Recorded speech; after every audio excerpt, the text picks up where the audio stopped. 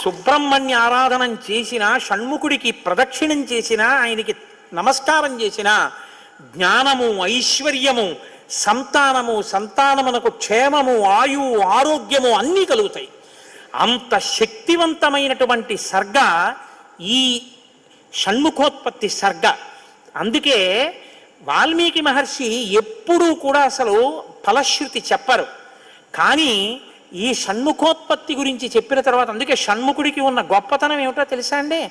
ఆయనకి ఒక గొప్ప విజయాన్ని సాధించాడు షణ్ముఖుడు ఒక్కడే.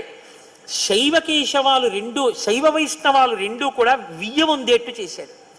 శ్రీవల్లి, దేవసేన ఇద్దరు శ్రీ మహావిష్ణువు యొక్క కుమార్తెలు. ఆయన మేనల్లుడు కదండి, మరి ఏదో పండగ సెలవులకు ఇంటికి వచ్చాడు. ఇంటికి వస్తే లక్ష్మీదేవి ఆయన్ని చూసి అందిట, మురుగన్ అంది. మురుగన్ అంటే మేనల్లుడు అని, మరుమగన్ అన్నట్టు విష్ణువు.